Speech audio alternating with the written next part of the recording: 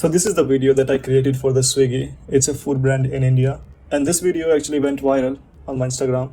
It received almost 25 million views. You can see here. Okay, so we will learn step by step and everything starts from the planning. Okay, so this is the whole idea. I want to show a drone delivering the food package, and drone will be connected to the airship. Like lots of drone will be connected to the airship, and airship will basically drop the drone, and then drone will come out to the person who will going to receive the package.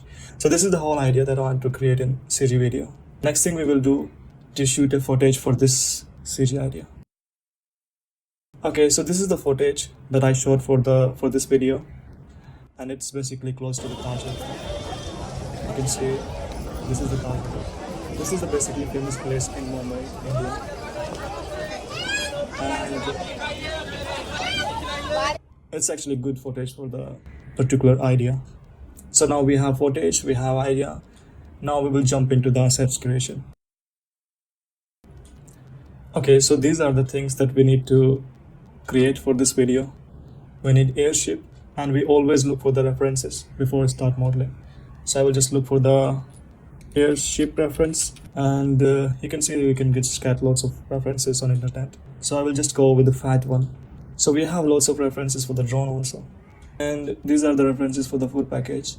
Okay, now as we have references for the assets, you can start modeling in any kind of 3D software. I'm using Maya for this one. So I will start with the hot air balloon. So it's very basic shape. You don't need to invest so much time in it. So I will just create a cylinder, and you can bevel the edges to maintain the shape like hot air balloon. And if you press 3 in the keyboard, you can see the smooth preview. I think this feature is only available in Maya. I don't know about the Blender. So you can start seeing the shape, and you can just modify it according to the need. I'm following the references in my another screen, so you always look for the references while modeling. Not especially for the modeling, you can follow the references for the texturing also, or for the animation also. So you can see I almost made a shape, basic shape for the hot air balloon, or you can say airship. So we have a spikes also. I will just model the spikes in another shape, and I will scale it down a bit, and you can modify the pivot in the bottom, and if you hold V and drag the object, it will snap on the vertices basically. Okay, and you can duplicate it, and if you hold J on your keyboard, it will snap onto a particular angle. I'm holding spacebar and then right click here, basically right side of the hot boxes, and select the toolbox. You can enable and disable it. And if you go with the tool setting, basically for the rotation tool setting, you can see there's an option for step snapping. It's right here. If you hold J, you can see it's on, and it's set to 15 degree. You can change the degree here. I will just keep it as 15. It's very good for me. So I will control D and hold J, and you can start snapping. So this is not the modeling tutorial. This is for the CG video tutorial. And if you're creating a CG video, you must know about 3D assets, modeling, texturing, all. So basically we have a base shape here, and we will add more detail in it, and I will show the final result. Okay, so this is the final model for the airship. You can see I added a few more details in it, and now the next process is unwrapping. So basically we do unwrapping process before the texturing, so we can do the texture proper. So I will select this shape and do the unwrap. I will select modeling section here and go to the UV button, UV editor, and you can see there's no UV for now, or maybe you will see bad UVs. So you need to unwrap it so you can do the texturing proper. So I will select it, select the model, and then create. I will always go with the camera based, so you can see it's camera based UV, but you have to unwrap it. It's not unwrapped, it's just showing you that you create a UV. So I will maybe cut from here and here. So also this is not a UV unwrapping tutorial, but I want to show you what is the process and how you can do it.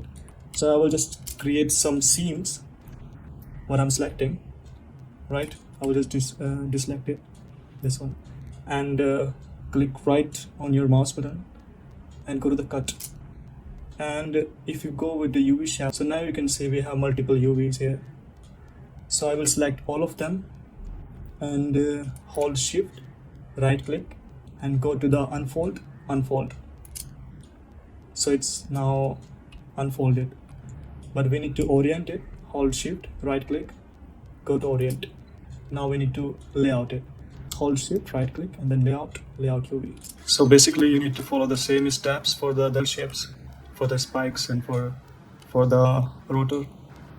So this is how we do UV unwrapping. And the next step is texturing. So I'm going to use Substance Painter for the texturing. So I need to export this object, this model, into FBX format. So I can import the FBX format into Substance Painter for the texturing. So I will select all of the shapes, go to File, Export Selection. I will just export on my desktop.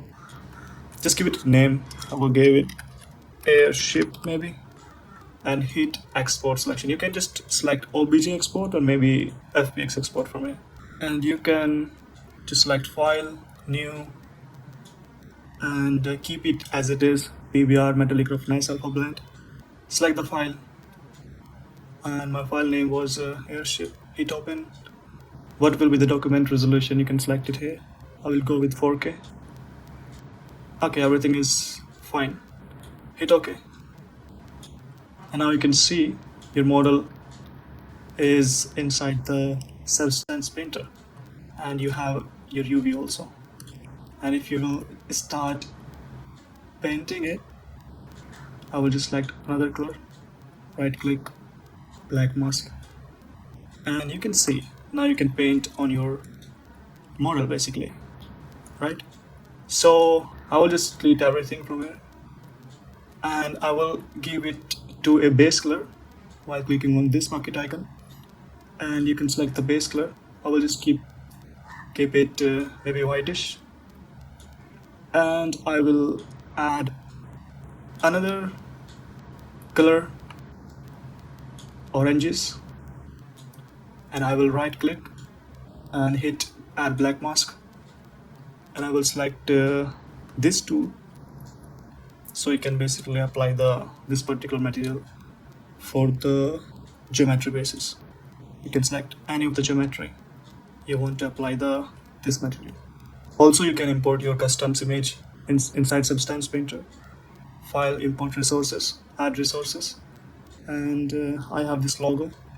Hit open, and you need to define it, what exactly it is. I will just select the texture, and I will save these resources in the current session. Hit import, and you can see your logo is right here. And to apply this image onto the 3D object, you need to create one layer and select this projection tool and apply this logo onto the base color. Now you can see the texture, and you need to just arrange it, and once you're done, you need to just paint it. So this is how you can apply your custom texture on your object. Also, I'm going to add some imperfection to this object, so I will create a new fill layer. I will keep height and roughness. I will disable everything else, and I will add a bitmap mask. I will search for the noise, and you can select one of the noise. We have lots of noise here, and I will just turn on color for the visualization. I will select it red color so we can see what's happening. I will increase the tiling, and you can see we have an imperfection. at least you can see the mask. Now I will turn off the color, and now I will add some height. I will just give it a value, maybe 0.01, and you can see there is some imperfection going on. If I will increase the height more, you can see. So this is how you will add imperfection to your 3D object, and you can add this imperfection maybe in your base color also, right? So this is the basic video how you can texture it. So I will show you my final result. Okay, you can see this is the final texture that I did in Substance Painter, and you can see I added some of the stickers. Basically I downloaded these stickers from the internet. So this is the final texture, and you can see imperfections also in the base color and in the roughness, you can say, right? So I will export this texture from the Substance Painter. Just go to the file, export texture, and in the output template you need to select one of the template. So if you are going to use Arnold, just select PBR, metallic roughness. It's right here, and go to the settings, and you can select the output directory. From here you can select the template. From here you can select the size. If you want to export it in 4K, maybe 8K, it's up to you. I will just go with 4K. Right, and you can just click on the export. Okay, now we have all texture ready. We just need to apply them on your 3D model. Okay, to apply the texture on your 3D model, you need to apply the material first. I will select all of the shapes, right click, assign new material. And if you're using Arnold as a render engine, you need to select the Arnold. Go to AI standard surface, and now we have a material applied on your 3D file. You just need to apply the texture on your material. So I have these textures ready. We have a base color, height, metallic, normal, and roughness. So you need to figure it out where you can plug the texture on your material. So for the base color, you need to go to base, and it's right here, color. So click on the checkerboard icon and select file, look for the directory. I will just go to the directory and select my base color. Select my base color texture here. Hit open, and now you can see it's applied. To show the texture in your viewport, you need to turn on this icon. Now you can see you have a base color applied on your 3D model, and the same task you need to repeat for the roughness, metalness, and for the height map. You can just look for the internet for the particular video. Okay, now we have applied all the texture on our 3D object, and it's looking perfect. Now there's another process that we call look dev, means look development. So in the look development process, what we do, we basically add some light in the scene, and we basically check if the model looking good or not. So I have one script for the Maya users. So this is the custom script I created. So you need to just click on it, and you can see everything is set up for you. So this is basically a look dev preset, and you can see we have a HDR light setup and one area light here. And now you can see it in render also. Just go to Arnold and render, and you can see your model is looking pretty good. And you can increase the dimension while selecting this button. This is for the render setting, and you can turn it on from render editors and render settings from here also. I will just go and increase the image size to the full HD, and I will render it again, and you can see it's rendering in full HD. And yes, I did the same process to the other object also. You can see the drone here. I did the same process. I model it and unwrap it, and then texture it in the Substance Painter. Same in the package. So this is how you create the assets. So this is the next process. We need to do camera tracking. So you guys remember we have this footage, right? So we need to basically convert this footage into image sequence. So we will use After Effects for that. I'll just turn the After Effects on and go to the file, import, files. Just look for your file, scan, and this was the file. I will import it and click and drag on this icon. So it will create a new composition. I will just go composition and go to the composition setting. I need to change the dimension here because I don't want to create a 4K video. I'm happy in full HD video, so I will just put the number here, 1920 and 1080. This is the resolution for full HD. I will change the frame per second also. I will go with 25 frame per second, and this is fine for me. And you need to just scale it down as we change the dimension of the 4K video. I will go with 50% because our original video was 4K and we set up the composition full HD. If you want to crop the video, if you want to use only 12 seconds video, you need to crop it here, right? So it's up to you. You can just click and drag this while holding shift, so it will snap it, and right click, trim the composition. So I want to use this much video, and this is fine for me. You can save this composition also, so you can use it in the future. So I will just render this video as in sequence now. So you can go File, Export, Add to Render Queue, and you can select Output Module 2 to the format of PNG sequence, or you can go with the JPEG sequence also. JPEG sequence is pretty light, so I will just go with JPEG sequence.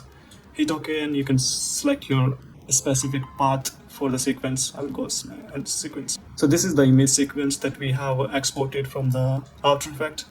So we will import this sequence into the Baoju software. So I will use Baoju software for the camera tracking, but there are lots of camera tracking software in the market. You can select them, you can finish the task. Just select any tool, it's up to you. I will use Baoju because it's very simple and easy to use, and it's pretty accurate also. I have used Thevksrox and multiple other camera tracking software, but I'm just satisfied with this one. And you can see the UI is very basic and it's old-fashioned UI, right? But this is kind of exciting because this is very clear. So you need to follow this pattern. Basically, you will start from here and then you will select this. You need to follow this pattern to track your footage to get the camera track ready. So I will select import sequence first and just locate for your sequence. Just go to scan sequence and select any of the frame. It will automatically detect as an image sequence. Next thing, you will set up the frame rate 25. Hit OK, and you can see your video, your image sequence is ready here, right? Next thing, if you know what is the focal length, you can just put it right here, but we don't know, so just ignore this one.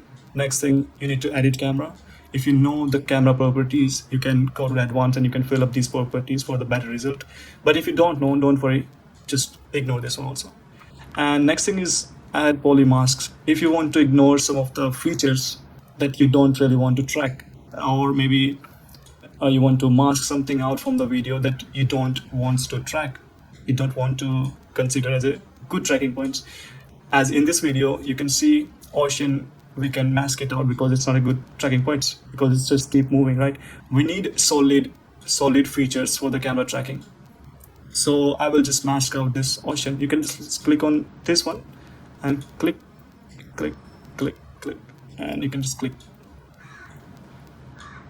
This is how you can click, and you can see I'm just masking it on the somewhere in the middle of the video. And if you will move it forward, you can change the mask, and it will follow your A to B key from in between. So I think mask is pretty good without even tracking. But if you really want to refine the mask, it's up to you, like how much time you want to invest in the masking. Right, so next thing is, as mask is ready, I don't want to use these features because these are not the good tracking points. So I will use the next, I will just go to the next button, that's track feature. Click on this one and you can just start on the track, but you have advanced button also here. You can just check whatever it's saying. It's just very basic. If you want to track your footage very fast, you can just click on this one and start tracking. But I will just ignore this one.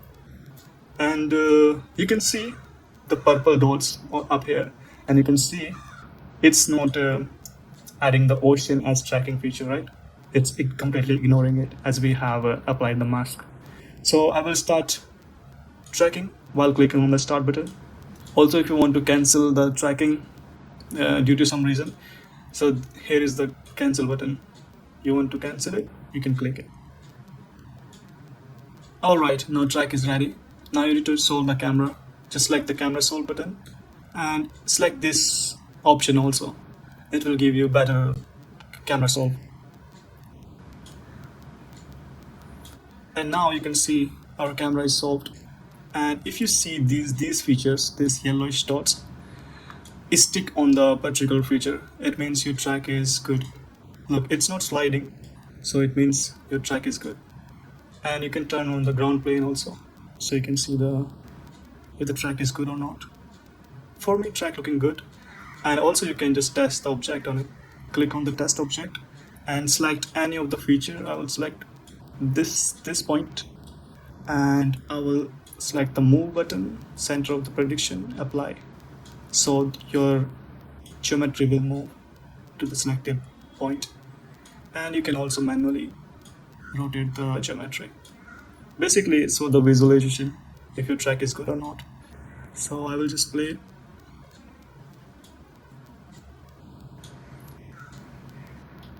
And yes, you can see your geometry is stick on the particular footage. So your track is pretty fine. And yes, it's now ready to export. So I will just click on export camera button and just select where you want to export it, and also export type, as I'm gonna use Maya software for the scene setup, for the render, and for the everything else. So I will just select the Maya 4+ version. And also I always add 10 instead of 1, because if you just leave it as it 1, it will be a very tiny scene in the Maya software. And click on save button. Okay, so this is the file that we have received from Baoju. You can see we have a group of Baoju data here, in which you have a camera, tracking points, and your image plane.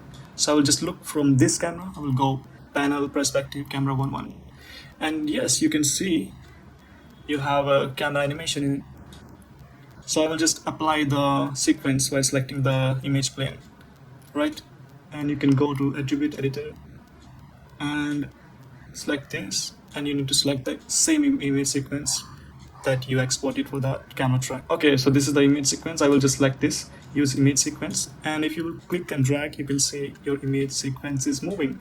And now we will start importing your assets into the scene, and we will start placing in it. So placing the 3D assets into the camera track, or maybe according to your scene, it's called layouting.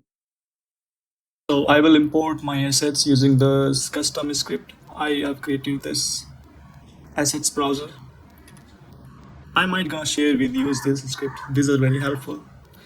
Let me know if you want if you need these kind of scripts. So I will look for my model. This is my model. So I will select it and click import. And you can see we have a model. I will turn on the texture on it. If you want to zoom out your camera in 2D view, you need to hold the button above the enter key in your keyboard. Hold it and hold the right mouse button, and you can just zoom it out in the 2D manner, right? Yes, this is how you can place. And instead of manually placing, you need to follow the tracking points, what we say reference point. I will just go back to the perspective view, and you can see we have lots of tracking points. You can barely see it. These are the tracking points that we exported from the Baoju to Maya. So basically what I'm saying here, if you go back to the camera and if you will select these points, right? And these points, these points are close to the Taj Hotel, right? And we need to place your object close to the camera, much more close to these points. So I will go back to the perspective view, and you can see these points. If these points are referring to the Taj Hotel, and this is my model, you need to place it much more close to the camera, right? So this is how you can reference from the tracking points. You always follow the tracking points to place the object. You can't just manually place it. You need to follow the things. And now we can see our model is way too big. You can just small it down. And I will import other models also. Alright, you can see in this scene, I have placed other object also. If I will go with perspective camera, and you can see I have imported the drones also, and I have placed inside the air balloon folder, so it will basically parent with the air balloon or airship.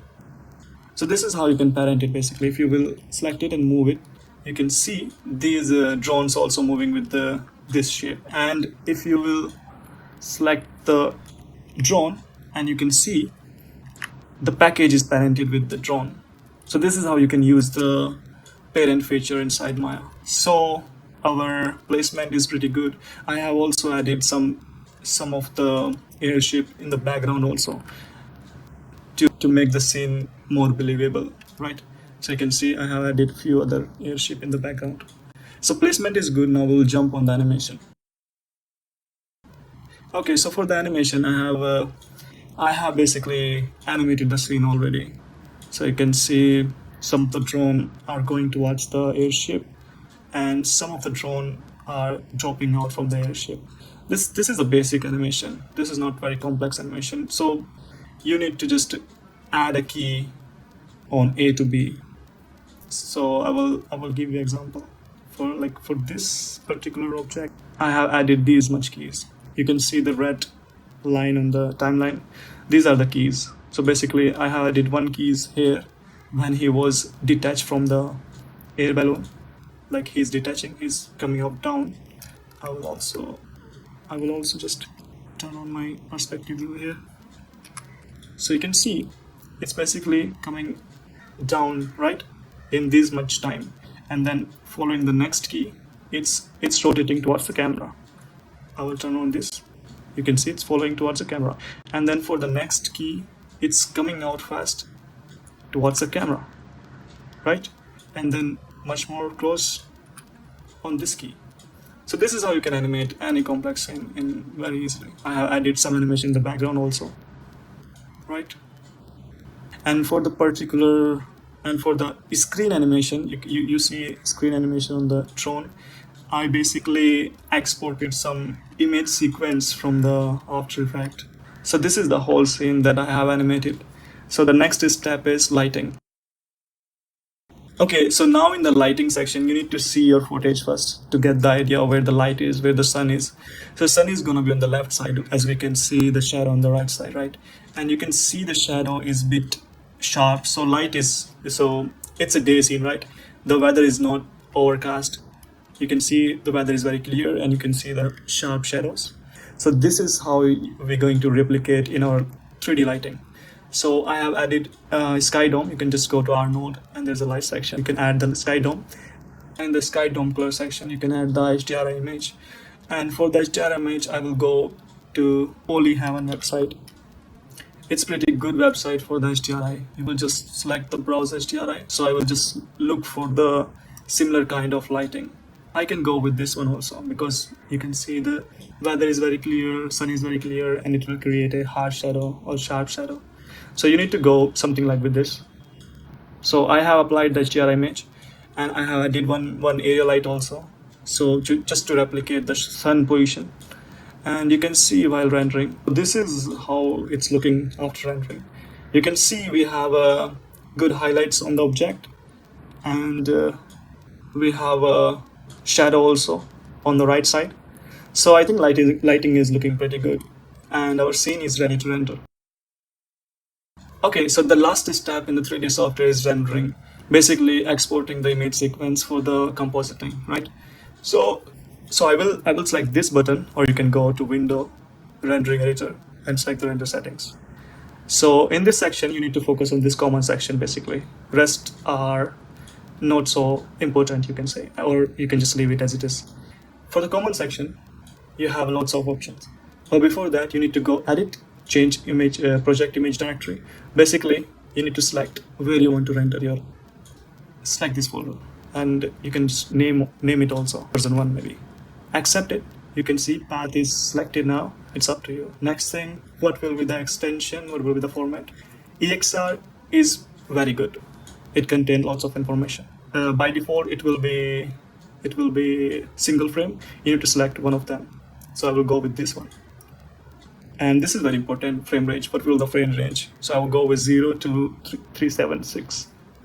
02376. Okay, next thing is what will be the camera. So this was the name of the camera that we exported from the Bauj software. And the last thing is what will be the resolution, basically image size. So image size is pretty good. Next thing we have Arnold renderer settings. Basically these are the sampling. Sampling means, in the very simple word, sampling means quality. So if you increase the number, you increase the quality of your render, and while increasing the number, you are also increasing the rendering time. If you see some noise in your final render, you might need to increase this sampling, but for now I think this is pretty good. And this is also important if you want to import, if you want to basically export any AOVs. AOVs means render passes. Passes means basically what we, if you want to export only the highlights part, what we say, only the specularity, you might need to select the specular here. You can see a specular, you can activate it, basically click on this one.